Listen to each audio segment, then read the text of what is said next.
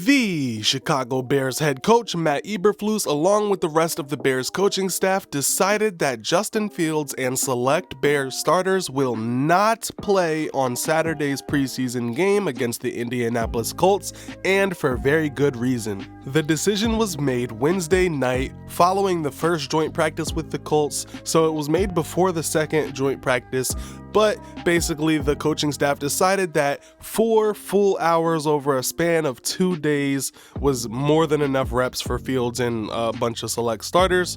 You know, there's not really much they needed to see in a preseason game for a few series when Justin Fields faced the Colts 2 days in a row for 2 full hours of practice. And also, practice is a lot more controlled. You get to see certain scenarios such as red zone, 2-minute drill, 4-minute drill, full field, and so on. So the Bears felt that Justin Fields got more valuable reps over the past 2 days than he would have in the preseason game, so it's not worth risking injury when they saw everything they needed to see. Justin Fields had a very strong showing in 7-on-7s, did not have an incomplete pass at all against the Colts in 7-on-7s. 11-on-11s was a little bit more rough. There were a few interceptions, there were some long stalled drives, but Fields clearly showed the coaching staff enough reps, and again, it's not like it was a true game scenario. They started in the red zone at certain points, and they only really did full field a couple times. It's not like a full entire game.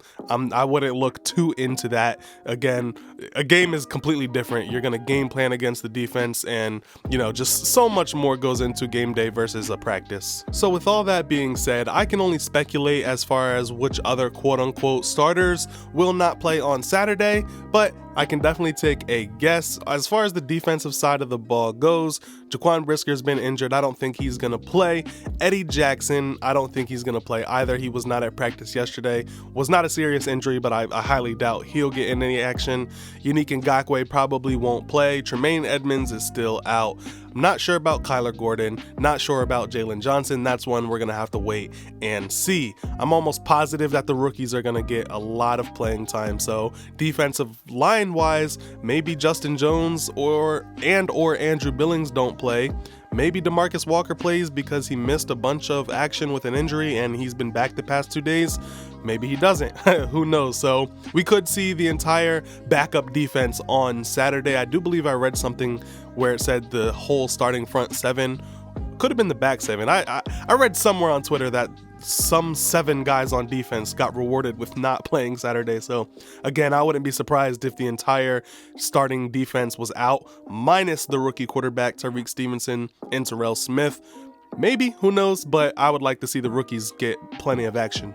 As far as the guys on the offense, if Justin Fields isn't playing, then I'm almost positive DJ Moore isn't playing either. Maybe Cole Kmet probably doesn't play. Robert Tonyan, he's a pretty long-vested veteran.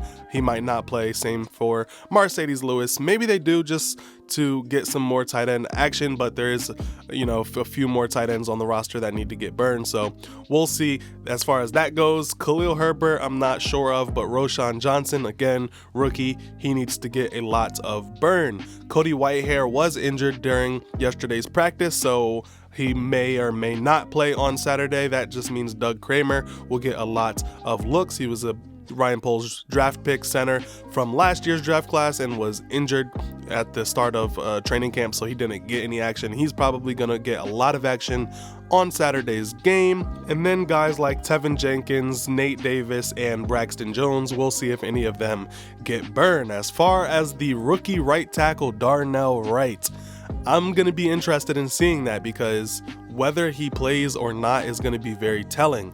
If he plays, that tells me that the Bears want him to get every rep possible. But during last game, he only played when Justin Fields played, and guys like Ja'Tyre Carter kept playing. He was with the 1s and he played with the 2s, but Darnell Wright only played with the 1s. So if Darnell plays on Saturday, that's very valuable reps for the young right tackle. But if he doesn't play, that tells me that the Bears know what they have in him. They have seen enough. He's proved to be a legitimate NFL talent.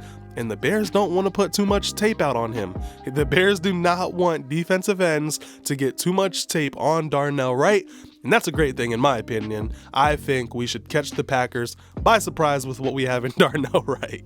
And as far as wide receivers go, I already mentioned DJ Moore, but Darnell Mooney probably may be in the same boat as far as not playing on Saturday. Lots of wide receivers to look at. Tyler Scott and Velus Jones both missed practice yesterday. I'm not sure how severe either of them are. Probably not severe, but just curious as to if it's going to actually keep them out a few days or not. Matt Eberflus kind of laughed and said he wasn't worried about Eddie Jackson or Velus Jones, saying that they were fine. So hopefully we see Velus on Saturday because he's got a lot to prove in the punt return, kick return, and wide receiver. So, you know, we're going to wait and see as far as that goes. Equanimeous St. Brown and Dante Pettis, they'll probably play just because we're going to need some wide receivers for the quarterbacks to throw to. Guys like Darius Fountain is really impressing the coaching staff. He's trying to make the roster as well. So, you know, what are we going to be looking for on Saturday? Mostly the young guys, of course, and a lot of end of roster guys are going to fight to make the roster. I'm interested in the quarterback battle because PJ Walker has had an absolutely horrible training camp. He had a good start before the pads came on, but once the pads came on, it was all downhill from there for PJ Walker. And Nathan Peterman, I don't like what I've seen out of his entire career, so I wouldn't put too much trust in him being the Bears' backup quarterback.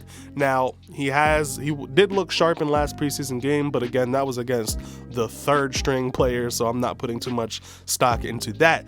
But UDFA rookie Tyson Bagent did have a pretty strong game last Saturday. Again, that was against the 4s and the 5s, but he's a young guy. I would like to see him get a lot of reps on Saturday because preseason games is for rookies and especially for UDFAs and guys trying to make rosters. So hopefully Tyson Bagent gets a lot of action and can potentially compete for the quarterback 3 or quarterback 2 spot. I don't think he'll win the quarterback 2 spot just because the Bears want more of a veteran, somebody who's been around the league, someone who's been in game situations. You don't want to put a game on the shoulders of a UDFA quarterback, but at the very least, if he can fight to win the QB3 job and make a spot on the roster and develop into a very good backup quarterback for the Bears. Back to the defensive side, Gervon Dexter and Zach Pickens, the 2 rookie defensive tackles, they still have to show a lot. I don't know if they're going to win the starting job because the Bears are really comfortable with who they have in Justin Jones and Andrew Billings. Andrew Billings has had a great camp, and Justin Jones was a whole team captain last year, so I think they have 3 tech and 1 tech on lock, but it's up to the young rookies to put more tape out there, most importantly, get more reps, especially Gervon Dexter, who plays with a high pad level and is a tad bit slow off of the ball. Slow in comparison to everybody else. It's not like he's super slow like he was in college. He's definitely gotten better, but again, he does have to refine his game. He has to work on playing with a lower pad level. He has to work on getting off the ball just a tad faster. So Saturday is going to be a lot of valuable reps for the young defensive tackle. And then guys like Trevis Gibson, that's a second redemption game for him. The Bears still value Rasheem Green and Dominique Robinson over him, so he has to fight up the depth chart, and he's also competing with Terrell Lewis. So if he wants to make this team, or at the very least make this rotation, he's going to have to put on another dominating performance on Saturday. And then a couple guys are on last chance guys like Kendall Vildor, who has to show something if he wants to make it on this team. It's not looking good for him at all. He's looking like a pretty strong cut candidate, and at the very least, he wants to put out some more tape for opposing teams to see how he's looking so far during camp to scoop him up, and maybe he's on somebody's practice squad, maybe he gets a second chance. I don't know, but Saturday is going to be a good showing for a lot of guys to potentially make an NFL roster. So that's about it for my preview of tomorrow's preseason game. Again, starters out, lots of action from young guys, lots of action from guys with chips on their shoulders. So if you didn't already, go ahead and check out my videos talking about the joint practices with the Colts. I covered everything. I made 3 videos over the span of the last 2 days. Feel free to subscribe to stay tuned because I'm trying to bring you guys videos every single day. Feel free to like, drop a comment, let me know how you guys are feeling. Let me know what you guys want to see in tomorrow's preseason game. So whatever video you click on after this one, I'll see you guys there.